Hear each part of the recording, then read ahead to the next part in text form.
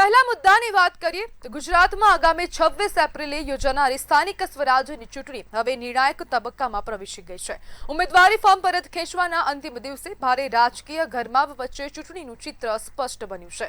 રાજ્યભરમાંથી કુલ 1536 ઉમેદવારોએ ફોર્મ પરત ખેંચતા રાજકીય સમીકરણોમાં ફેરફાર જોવા મળ્યો। બીજી તરફ 11,344 ઉમેદવારોના ફોર્મ રદ થતા અને 313 ઉમેદવારો બિનહરીફ ચૂંટાઈ આવતા અનેક બેઠકો પર સીધી જ જીત હાર નક્કી થઈ ગઈ છે। હવે રાજ્યમાં કુલ 26,196 ઉમેદવારો મેદાનમાં રહ્યા છે। આ ચૂંટણીમાં ભાજપ અને કોંગ્રેસ વચ્ચે આરોપ પ્રત્યારોપનો સિલસિલો યથાવત રહ્યો, જેમાં ઉમેદવારોને દબાણથી ફોર્મ પરત ખેંચવાના આક્ષેપો પણ સામે આવ્યા। ઓબીસી અનામતના નવા રોટેશનથી પણ અનેક વિસ્તારોમાં રાજકીય ગણિત બદલાયું છે। હવે 26 એપ્રિલે મતદારો નક્કી કરશે કે હવે કયા પક્ષની સત્તાનો તાજ મળે છે, જ્યારે પરિણામો 28 એપ્રિલે જાહેર થવાના છે। ત્યારે હવે અનેક ચર્ચાઓ પણ વેગ પકડશે, કારણ કે હવે જે રાજ્યમાં ચૂંટણી ચાલી રહી છે, સ્થાનિક સ્વરાજ્યની આ ચૂંટણી, તેનો માહોલ ગરમાવશે।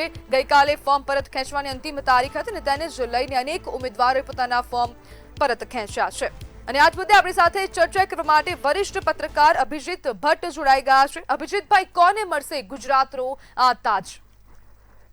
બિલકુલ, જે પ્રકાર તારીખ સર્જરી ચૂંટણી માટેના ઉમેદવારી પત્રો ખેંચવાનો ગઈકાલે અંતિમ દિવસ હતો અને જે પ્રકારે લોકશાહીનું હનન થયું હોય એવું લાગ્યું, કારણ કે મારી 35 વર્ષની કેરિયરમાં મેં આવી ચૂંટણી, ખરાબ ચૂંટણી જોઈ નથી। કારણ કે જે પ્રકારે ફોર્મ ખેંચવાના અંતિમ દિવસે દબાણ કરવામાં આવે, દરેક પક્ષ એકબીજાના સામસામેના ઉમેદવારોના ઉપર દબાણ કરે, ફોર્મ પરત ખેંચી દેવા માટે દબાણ કરે, ધાક ધમકી આપે, પૈસાની લાલચ આપે, આ પ્રકારની ચૂંટણી ક્યારેય જોઈ નથી। અને જે પ્રકારે 700 થી વધારે બેઠકો પર ભાજપના ઉમેદવારો બિનહરીફ જાહેર થયા છે, એ બતાવે કે લોકશાહી જે મજબૂત, વડાપ્રધાન નરેન્દ્ર મોદી પણ ઘણી વખત બોલ્યા છે, કહ્યું છે કે લોકશાહી, આપણા દેશની લોકશાહી મજબૂત છે, પરંતુ જો લોકશાહીમાં વિપક્ષ મજબૂત નહીં હોય, વિપક્ષ નહીં હોય તો પછી લોકશાહી જેવું કહેવાય કે તાનાશાહી કહેવાય? આ એક પ્રકારની તાનાશાહી જેવું લાગી રહ્યું છે, કારણ કે 700 થી વધારે બેઠકો બિનહરીફ થાય એ ખૂબ જ આશ્ચર્યજનક વાત છે। કારણ કે આટલા વર્ષના પત્રકારત્વમાં મેં ક્યારેય આવી ચૂંટણી જોઈ નથી અને આ જે પ્રકારે ખુશીનો માહોલ બતાવી રહ્યું છે કે આ વિશ્વાસ છે લોકોનો, એવું બતાવી રહ્યું છે, પરંતુ 26મીએ જે ઉમેદવારો મેદાનમાં છે અને મહાનગરપાલિકા, જિલ્લા પંચાયત, તાલુકા પંચાયત કે નગરપાલિકાની જે ચૂંટણીઓ છે, એમાં જેટલા ઉમેદવારો છે એ લોકોની વચ્ચે જે ફેર એન્ડ ફ્રી ઇલેક્શન થવું જોઈએ, એ પ્રકારની ચૂંટણી પંચે પણ આયોજન કરવું જોઈએ એવું લાગે છે। અભિજીતભાઈ, આપે આપના કરિયરમાં જે પ્રમાણે વાત કરી તે પ્રમાણે કે અનેક ચૂંટણીઓ જોઈ છે, તો અગાઉની ચૂંટણીઓ અને આ ચૂંટણીમાં કેટલો ફરક છે અને શું ફરક છે?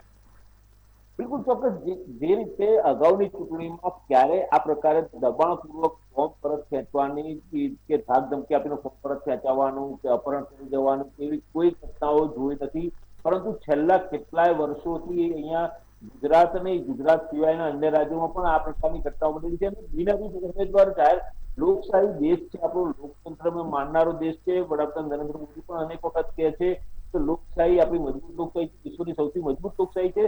મજબૂત લોકશાહીનો મતલબ એ હોય છે કે સત્તાપક્ષ અને વિપક્ષ એ પ્રકારનું હોવું જોઈએ અને એ ઢાંચામાં જ હોવું જોઈએ, પરંતુ જે પ્રકારે ગુજરાતમાં થઈ રહ્યું છે છેલ્લા કેટલાય વર્ષોથી અને જે પ્રકારે ફોર્મ પરત ખેંચાઈ રહ્યા છે, બિનહરીફ જાહેર થઈ રહ્યા છે, એ કોઈ મજબૂત લોકશાહી ના કહેવાય, એક તાનાશાહી કે હિટલશાહીની પદ્ધતિ જોવા મળી હોય એવું લાગે છે।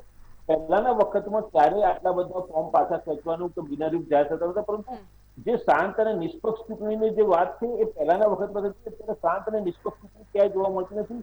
પરંતુ પ્રજા હંમેશા એવી અપેક્ષા રાખે છે કે શાંત અને નિષ્પક્ષતાથી ચૂંટણી યોજાવી જોઈએ અને ચૂંટણી પંચ પણ આ બાબતે ખાસ ધ્યાન રાખવું જોઈએ, પરંતુ ચૂંટણી પંચ કેમ આ બાબતમાં ખાસ ધ્યાન રાખવું એ મોટો સવાલ બની ગયો છે। જી અભિજીતભાઈ, જે આ ચૂંટણી છે તો ચૂંટણીમાં સ્થાનિક મુદ્દા વધારે મજબૂત હોવા જોઈએ કે પછી પક્ષની ઇમેજ? બિલકુલ, બહુ સારો સવાલ છે, પરંતુ એક વસ્તુ ચોક્કસ છે કે જે પ્રકારે સ્થાનિક સ્વરાજ્યની ચૂંટણી હોય છે ને એમાં ક્યારેય પ્રજા છે, પબ્લિક છે, મતદારો છે, પક્ષ જોઈને મત નથી આપતું, વ્યક્તિ જોઈને મત આપતા હોય છે। જે તે વોર્ડમાં જે વ્યક્તિ ઉમેદવાર હોય એ વ્યક્તિની ઇમેજ કેવી છે, છબી કેવી છે, એનું વર્તન કેવું છે, એ લોકો સાથે કેવો વ્યવહાર કરે છે, એને ધ્યાનમાં રાખીને તો એની છબી સારી હશે અને લોકો ઓળખતા હશે, એને પોતાને કે કેવું કંઈક કરી છૂટવાની કે સમાજ સેવા કરવાની ખેલછા હશે એવા વ્યક્તિને લોકો પસંદ કરતા હોય છે. સ્થાનિક સ્વરાજ્યની ચૂંટણી અને જે પ્રકારે વિધાનસભા લોકસભાની ચૂંટણી થાય છે એમાં આસમાન જમીનનો ફરક છે. સ્થાનિક સ્વરાજ્યમાં વ્યક્તિને જોઈને મત આપવામાં આવે છે, ન કોઈ પક્ષને કે ન કોઈ ચિહ્નને જોઈને મત આપવામાં આવતો નથી. તો સ્વાભાવિક છે કે મતદારો અભિજીતભાઈ, જે પ્રમાણે આપ કહી રહ્યા છો કે ચિહ્નને જોઈને મત નથી આપવામાં આવતો, પરંતુ હાલની સ્થિતિ પણ ક્યાંક ને ક્યાંક એવી છે કે રાજ્યમાં અનેક નાગરિકો એવા છે જે માત્ર ભાજપને મત આપતા હશે તો ભાજપને જ આપશે, કોઈ હવે પછી કોંગ્રેસ હોય તો કોંગ્રેસના જ લોકોને મત આપતા હોય છે. આવી સ્થિતિ રાજ્યમાં હાલ પણ જોવા મળી રહી છે, પરંતુ લોકો કેમ હવે એવું ભૂલી ગયા છે કે હવે કોઈ પણ વ્યક્તિ જે સારું કામ કરતો હોય તેને અમે મત આપીએ અથવા તો અમે સત્તાનો પલટો કરી દઈએ? બિલકુલ ચોક્કસ. જે રીતે 2021ની ચૂંટણીની વાત કરું, સ્થાનિક સ્વરાજ્યની સુરત મહાનગરપાલિકાની ચૂંટણી થઈ હતી, એમાં 27 બેઠકો આમ આદમી પાર્ટી જીતી હતી, કોંગ્રેસ એક પણ નહોતી જીતી શકી. આમ આદમી પાર્ટીના જે ઉમેદવારો હતા 27 ઉમેદવારો હતા, જે 27 કાઉન્સિલર બન્યા, એ તમામે તમામ જે તે વિસ્તાર જે તે વોર્ડના હતા, એ તમામ વોર્ડમાં એ લોકોની છાપ અને છબી સારી હતી. લોકો એ લોકોને એ ઉમેદવારોને કે એ કાઉન્સિલરને જનતા ઓળખતી હતી, મતદાર ઓળખતા હતા અને એ રીતે એ લોકોની છબી સારી હોવાને કારણે એ લોકોને મત આપતા હતા. ન કોઈ આમ આદમી પાર્ટીનું ઝાડુ જોઈને મત આપતા.